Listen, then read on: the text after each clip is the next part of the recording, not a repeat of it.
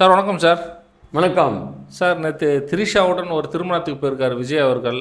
இதை எப்படி சார் பார்க்குறீங்க? இப்போ என்ன எல்லா உலகத்துக்கு வெளிச்சத்துக்கு வந்தாச்சு. 2 பேரும் ஒரே காரில் தான் வராங்க. அதே மாதிரி அந்த அம்மா சங்கீதா அவருடைய மனைவி அவர்கள் சொன்னதெல்லாம் உண்மை. அவங்க ஒன்றும் மற்ற எதிர்கட்சிக்காரர்களுடைய சதி இல்லை. முதல்ல அப்படி தான் நினச்சாங்க. ஆனால் நம்ம சேனல்லே நிறைய பேசியிருக்கோம் இதை பற்றி. அது இப்போ நம்ம பேசுகிறதுலாம் உண்மையாக வந்து கொண்டிருக்கு என்பது ஒரு மகிழ்ச்சிகரமான விஷயம் ஒன்று. அந்த இது வந்து இவங்க நிலைப்பாட்டை வந்து ப்ரூவ் பண்ணிட்டாங்க. நாங்கள் 2 பேரும் இருக்கோம், மேபி அப்படி தான், அதாவது திருமணம் கடந்த உறவை அப்படி மீறி இருக்கிறார்களோ என்பதை அவர்கள் கலந்து கொண்ட திருமண வரவேற்பின் மூலம் மக்களுக்கு சொல்லியிருக்காங்க என்பது தான் எல்லோருடைய புரிதலாக இருக்கிறது. அப்புறம் பார்த்திங்கன்னா திரிஷாவுக்கும் நம்ம விஜய்க்கும் எப்படி ஒரு கனெக்ஷன் வந்தது? அவர் சினிமாவில் நிறைய கதாநாயகர்கள் வராங்க போகிறாங்க, எப்படி இவங்க ரொம்ப டீப்பானாங்க அப்படின்னும் போது நிறைய சொல்ல முடியும். பட் இருந்தாலும் ஒரு சின்ன விஷயம் சொல்கிறேன்.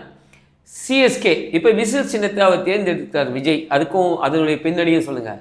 சிஎஸ்கேவில் விளம்பர மேனேஜராக பணியாற்றியவர் தான் நம்ம விஜய், நடிகர் விஜய். அவருடைய அசிஸ்டண்ட்டாக பணியாற்றியவர் யாருன்னு கேட்டால் திரிஷா. 2 பேரும் சேர்ந்து தான் அந்த சிஎஸ்கேவுடைய விளம்பர ஏஜென்ட்டுகளாக இருந்தாங்க, விளம்பர மேனேஜர்களாக இருந்தாங்க. ஸோ அந்த டைமில் நிறைய டிஸ்கஷன் நிறைய இருக்கும். ஒருத்தரை ஒருத்தர் அதிகமாக பார்த்து கொள்ளக்கூடியது இந்த மாதிரி. ஏன்னா நைட்டு 11 மணிக்கு தான் முடியும் சிஎஸ்கே விஷயம். ஸோ அது மாதிரி ஒரு விஷயங்களில் இவங்க ரொம்ப நெருக்கமாயிட்டாங்க என்பது ஒரு உண்மை. அதனால தான் அவர் என்ன பண்ணார், முதல்ல இந்த அம்மா தொடங்கியதே சிஎஸ்கே வந்து விசில் போடு அப்படின்னு டோனி சொல்லுவார். அதனால அந்த விசில் எடுத்துட்டாரு அப்படின்னு தான் நான் முதலே நினச்சேன். ஏன்னா எனக்கு இந்த ஸ்டோரி முதலே தெரியும் அவங்க விசில் எடுக்கும்போதே. ஸோ அதனால விசில் எடுத்துட்டாரு. அதே மாதிரி பார்த்தீங்கன்னா இந்த மீட்டிங்கில் பேசும்போது சிஎஸ்கேன்னு வார்த்தையை விடுவார் பாருங்கள். சிஎஸ்கே அப்படின்னு சொல்லுவார், அந்த பேச்சிலே சொல்லுவார். ஸோ எனவே அந்த சிஎஸ்கேக்கும் விசில், திரிஷா, விஜய் எல்லாமே ஒரே கூட்டணி என்பது வருகிறது. அதுக்காக நீங்கள் போய் அடுத்த கேள்வி கேட்காதீங்க. சிஎஸ்கே மேனேஜர் மட்டுமா இல்லை முதலீட்டாளர் கூட வந்து என்ன கேட்காதீங்க, அது எனக்கு தெரியாது சார். இப்போது இது மாதிரி பொதுவெளியில் வரும்போது நீங்கள் எப்படி சார் பார்க்குறீங்க? சரி, பொதுவெளியில் வந்து எப்பவுமே எல்லா இது பாருங்க. நீங்கள் இது பார்த்தீங்கன்னா இந்த நியூசிலாந்து அதான் ஃபஸ்ட்டு உலகத்தினுடைய முதல். நியூசிலாந்து நேராக நீங்கள் அண்டார்டிகா வரைக்கும் பார்த்தீங்கன்னா எல்லா உலக தலைவர்களும் 1008 பிரச்சனைகளுக்கான அவங்க ஒய்ஃபோடு தான் வந்து சேர்ந்து இது பண்ணுவாங்க. இது வரைக்கும் யாரும் தன்னுடைய காதலியோடு வந்து நிகழ்ச்சிகளில் கலந்து கொண்டதாக எங்கேயுமே பதிவாகவில்லை. அந்த காதலியோடு வந்திருக்காங்க. ஏன்னா அவங்க கல்யாணம் ஆளாக இருப்பாங்க. அப்போ அவர் நம்ம காதலியோடு கலந்து கொண்ட நிறைய நிகழ்வுகளை நான் பார்த்துருக்கேன்.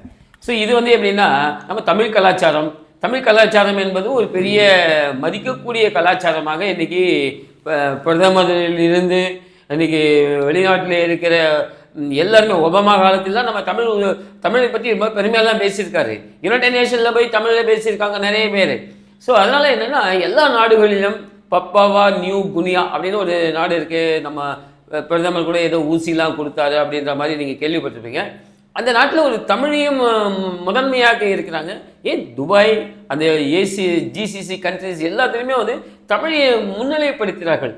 அந்த அளவுக்கு முன்னிலைப்படுத்தப்பட்ட ஒரு தமிழ் சமுதாயம், அந்த தமிழ் கலாச்சாரம் இதெல்லாம் பார்க்க. இப்போ இந்த தமிழ் கலாச்சாரத்தை சீரழிச்சிட்டாரு அப்படின்ற மாதிரி பேசுகிறாங்க நீங்கள். ஆனால் ஆமாங்க, இப்போ சீரழிக்கும் கலாச்சாரம் இது மாதிரி யாருமே பண்ணலையா? பல தலைவர்கள் வந்து நீங்கள் தமிழ்நாட்டிலே சொல்லலாம்ல. இல்லை, அவரு இணைவி துணைவி 2 பேரையும் இந்த ஒரு ஃபங்க்ஷனுக்கு கூட்டிகிட்டு போனாங்கன்னா ராஜாத்தியமாக இன்னொரு நாளைக்கு தயாளம்மா கூட்டிகிட்டு போவார். அப்போ 2 பேருக்கு எந்த பஞ்சாயத்தும் இல்லை, அதில் எந்த பஞ்சாயத்தும் இல்லை. அவங்க முறைப்படி சட்டப்படி அவர் செய்து கொண்ட அந்த திருமணம் என்பது. அதில் முதல் மனைவியும் வந்து எதிர்க்கல, அதனால் வந்து சமரசமாக இருக்குங்க அப்படின்ற எதிர்க்கல. அந்த அம்மாவுக்கு ஏதோ தெரிஞ்சு போச்சு. சரி, ஓகே, நம்ம இன்னைக்கு ஏன் அந்த அம்மா இருந்திருப்பாங்க அப்படின்னு நான் நினைக்கிறேன்னா, நம்ம வீட்டுக்காரர் வந்து ஒரு பெரிய முதலமைச்சராக இருக்கிறவர்கள். இந்த மாதிரி நம்ம வந்து அப்படி பண்ணக்கூடாது என்பது பெருந்தன்மை. பெண்கள் நினைச்சா ஒரு பெருந்தன்மையாக நடந்து போனதுனால கலைஞர் ஐயா தப்பிச்சுக்கினாரு. இப்போது விஜய்க்கோட மனைவி அப்படி கிடையாது. ஆனால் விஜய் மாதிரி வந்து கலைஞரை நடத்தியிருப்பார் என்பதை நம்ம நம்புவதற்கு இல்லை. நம்ம தயாளம்மாவை தனியறையில் சாத்தி வச்சுட்டு அப்படிலாம் நடந்ததில்லை. ஸோ இது வந்து ரொம்ப தலைமுடிவான விஷயம் சார். இப்போ சோஷியல் மீடியாவில் வந்து பார்த்தோம்னா அவருடைய ரசிகர்கள், அதாவது முட்டு கொடுத்த இந்த ரசிகர்கள்லாம் வந்து பார்த்தோம்னா இதுக்கு மேலாம் நம்மளால் முட்டு கொடுக்க முடியாதுண்ணா, நாங்கள் ஃபேஸ்புக்லேருந்து வெளியே போகிறோம் அப்படின்ற மாதிரிலாம் இதெல்லாம் எப்படி சார் பார்க்குறீங்க? ஆமாம், நிறைய பேர் இப்போ எல்லாம் குடும்ப பின்னணியெல்லாம் பார்ப்பாங்க. சில பேர் எல்லாருமே ஒரு புருஷன் பொண்டாட்டியோட வாழுறாங்க. இப்போ இதை அவன் பார்க்கும்போது அவன் என்ன சொல்லுவான், பார்த்தியா என் தலைவன் அவரே வந்து அவர் பொண்டாட்டியை வந்து விவாகரத்து பண்ணிட்டார், நான் இன்னொரு பக்கத்து விட்டு ஆண்டி கூட நான் போகிறேன்னு ஏன் சொல்ல மாட்டான்? ஏன்னா உங்களை தான் நான் ஃபாலோ பண்ணுறான். உங்களை எல்லாம் ஃபாலோ பண்ணக்கூடிய அந்த சின்ன பசங்க எல்லாமே தான் மனையை கைடி விட்டு போகலாம் என்பதை நம்ம தலைவரே நமக்கு முன்னிறுத்தி இருக்கிறார் என்று எல்லாரும் ஏற்றுக்கொண்டால் கலாச்சாரம் தாங்குமா என்பது தான் என்னுடைய பயம். சார் இப்போது விஜய் அவருடைய மகன் என்ன சார் மனநிலையில் இருப்பார்? உண்மையிலே சின்ன பையன், நல்ல ஒரு டேலண்டான பையன். இப்போ என்னென்னா வீடியோவில் இப்போ எல்லாம் கண்டிப்பாக பார்ப்பாங்க. இப்போ நான் பார்த்தேன் வீடியோவில் ஓம் சக்தி பராசக்தி, சஞ்சய்க்கு திரிஷா சித்தி அப்படின்னு போடுறான். இப்போ இந்த வளர்ந்த பையன் இதெல்லாம் பார்க்கும்போது கண்டிப்பாக அவனுடைய மனநிலை பாதிக்கப்படும். ஒரு இமேஜ் வந்து அவன் எப்படி கொண்டு போவான் அப்படின்பது தான். முதல்ல விஜய் மகன் அப்படின்னு போனதை விட இவரா விஜய் மகன் அப்படின்னு மக்கள் வந்து கேள்வி கேட்பார்கள்.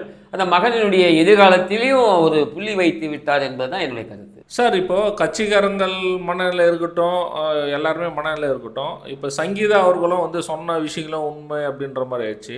இப்போ விஜய் அவர்களுடைய ஆட்சி அதிகாரம் திடீர்னு கையில் வந்தோம் அப்படின்னா எப்படி சார் இருக்கும்? இப்போ தஞ்சையில் ஒரு மீட்டிங் நடந்தது. அதில் ஒரு சூசகமான ஒரு தகவலை கொடுத்தார்.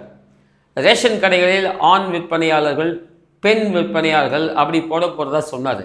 ஸோ அதனுடைய பின்னணி என்னென்னா, ஆண்களுக்கான முதல்வர் விஜய், பெண்களுக்கான முதல்வர் வந்து திரிஷா அப்படின்னு ஒரு நிலைப்பாடு எடுக்கக்கூடிய இருக்கலாம்னு நம்ம ஏன் நினைக்கக்கூடாது?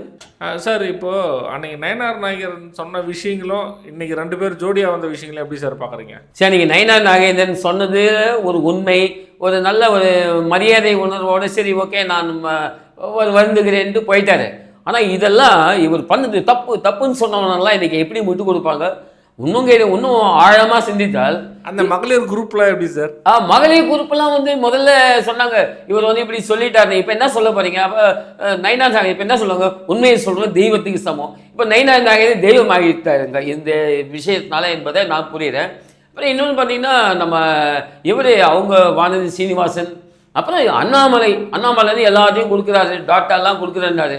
அவருக்கு இந்த டாட்டா ஏன் தெரியாமல் போச்சு? கண்டிப்பாக தெரிஞ்சிருக்கும்.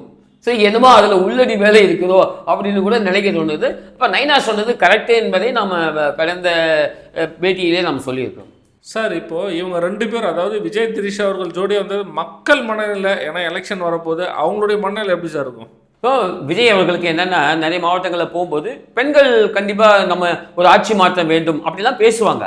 அதே மக்கள் இன்றைக்கி என்ன செய்கிறாங்கன்னா, என்னையே இந்த மாதிரி பண்ணிட்டாரு அப்படின்ற மாதிரி அவருக்கு ஒரு பின்னடைவு தான் இந்த இதில் நான் பார்க்கேன்.